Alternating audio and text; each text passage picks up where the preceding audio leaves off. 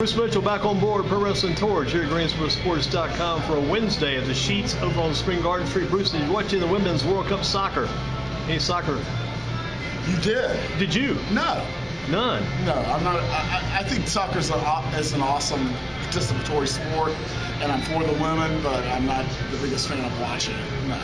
What about the Major League All-Star game last night? American League over the National League?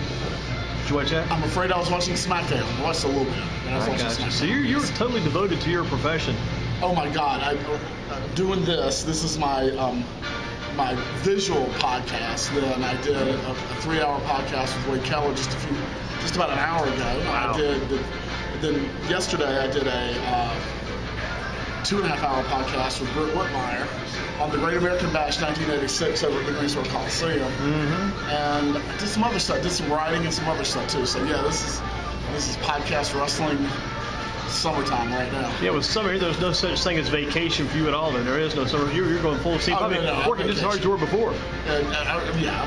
Doing more wrestling stuff and less school stuff. Yeah. There you go. What about the AEW coming up? They got the big event this Saturday. Pretty quick, too. I think the last one was right around June 29th. Here comes the next one about the middle of July. Quick turnaround. Those guys are getting busy now with the All Elite Wrestling. Yeah, definitely. And it's got the Rhodes brothers versus the Jackson brothers. And so the Young Bucks. And that's like the front office badge there. The front office. It's a free show. I mean, you can go up on their streaming service. They're getting people used to subscribing to this streaming service, but they're going up again.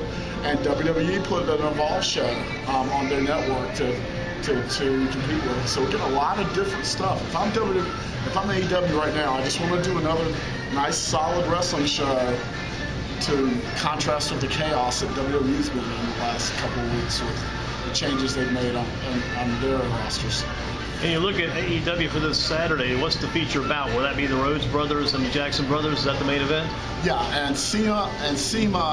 Not Cena, but Sema. Sema and Kenny Omega. Anything Kenny Omega is involved in. And I would say this is one of those medium shows, but just a wrestling show that makes sense, that's got some good wrestling in it. I think it will do them a lot of good. I mean, I think that you got a new vision for wrestling, which is the old vision for wrestling, stuff that makes sense and fun to watch. What were the reviews like about the earlier events? How have they been so far, the first two pay-per-views? Well, you talked about the All-Star baseball game. Their first two events were base hits. You know, they weren't home runs, but they were like really solid, good shows, and people that watched them seemed to really, got a good critical reaction, got a good fan reaction, did well monetarily, and setting the stage for this fall when they go to network television on Turner Broadcasting. Turner. Yes, Turner, TNT, right? TNT, yeah, on Turner Broadcasting. So that would be, they're growing, they're meeting each challenge. So we'll see, we got some more challenges to go, but the wrestling world's changing. First time in a long time we've had the wrestling world back. With AEW and New Japan Pro Wrestling and Ring of Honor and WWE having some shaky time before they go on their own network too. And you look at Chris Jericho's back this week also, right? Will he be speaking and maybe not wrestling? He's got something to say this week? Yeah, I like the idea of a guy, particularly a veteran, appearing on a show and not wrestling. And you look forward to seeing him talk. He's going to say something. He's going to. And so that's there. I think that one of the new ways, it's not the old ways, is these companies put everybody they have on every show, and you do a better job sometimes by switching things up. Sometimes the old science class, every action is equal and opposite reaction. Paul Heyman and Eric Bischoff going full time, full speed now with Raw and SmackDown on WWE. Is that a reaction to AEW? Well, it's I put it like this: if GreensboroSports, if you brought in Britt Whitmire and Brian and had them help you with the show. Yeah. If you had Brian Krantz, if you had Brian Krantz, they were there to help you with the show, and you announced that. But really what you were doing was making sure that you stayed in charge of GreensboroSports.com. That's what we're seeing. I believe very much so, is that this man is at that, of course, he's much older than we are, and he's at that age where he does not want to give up the job that he's doing, even though he's not doing a very good job at it. And those two are there to kind of be, kind of buck him up and to help him, but so that he doesn't have to give up the spot and give it to his son-in-law. But you don't see creative heads. It's like coaches. You don't see creative heads of wrestling companies in their 70s usually. You don't see football coaches in their 70s either. You have to. Coach Spurrier tried it. Yeah. Well, Spurrier saw money. I mean, $500,000 a year. Yeah. God bless him. I hope he got some of that anyway. He saw a way to make some money and to be the old ball coach and to cut those promos and not have to do much work. And he took it. Good for him. What about Triple H? Where does this leave him as far as his input goes these days? To NXT. I mean, part of this is, Triple H is in line to take over from the old man, and NXT, critically acclaimed. It does well financially, although it's a money loser for the network because it's developing talent.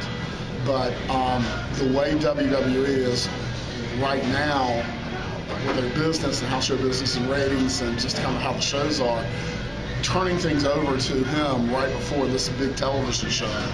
If that show doesn't succeed, he'd be in a lot of trouble. It'd be like he'd be set up to fail. So that's part of it. And the other part of it is I really do think it's like Al Davis with the Oakland Raiders. The old man ain't giving it up. Yeah. What about this as far as Paul Heyman and Eric Bischoff go? Eric Bischoff, WCW, Paul Heyman, ECW. Any influence in those two former organizations, or are those ships all sailed? Well, I mean, it's expected. People looking for that, taking that news at face value. Eric Bischoff isn't starting the job. He's moving to Connecticut, which is a big move for him. He lives in Wyoming, moving to Connecticut to the corporate headquarters, and he's not going to start with his first SmackDown will be next Tuesday. So at least he got a week or two to move. Paul Heyman already works for them, and he takes care of Brock Lesnar and Ronda Rousey and does some things backstage, but was brought in. But I don't think there were some Paul Heyman touches on some of these shows, but the last 2 weeks I didn't see what I would have considered Paul Heyman booking yet. I think it's more to give some approval for Vince McMahon, but I think the shows have been not good. And I know that Eric Bischoff didn't keep up with wrestling, and he's got to do a lot of homework then. And it's been 6 years, and then and then Paul Heyman I think has been about the people that he's managed, like that Brock Lesnar looks out for him, but I don't know that he has a vision the way he had in the 90s.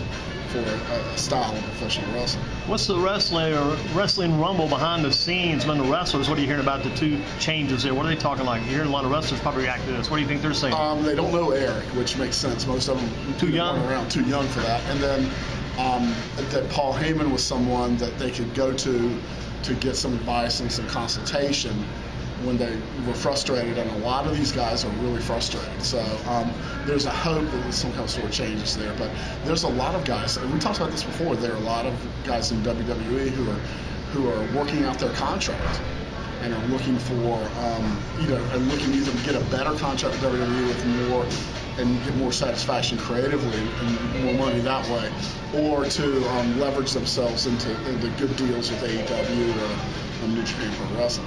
And WWE's trying to go for those 5-year deals, those longer-term deals now, aren't they? For the most part, didn't they sign Maria Kanellis and Mike Bennett / Mike Kanellis, a longer-term deal? What a mess that was. And then turned around, and it's not something that's talked about in wrestling a lot, but women getting pregnant who are performers, they're not big fans of that. It's not helping the company much because she's got to be gone with the baby, right? Right. She's got to take care of the baby, and you can't wrestle while you're pregnant. And so she did that, but there's a lot of people. WWE, I looked at it like they were playing defense. They put a lot of people under contract that maybe they weren't using that much, but now the game has changed, and so they're going to have to. They ought to think about either using some of these people or getting rid of them, or doing some things and getting more out of what they're doing. It's worth noting that local hero Trevor Lee debuted on NXT the other night. New name? and yeah, his new name is Cameron Grimes.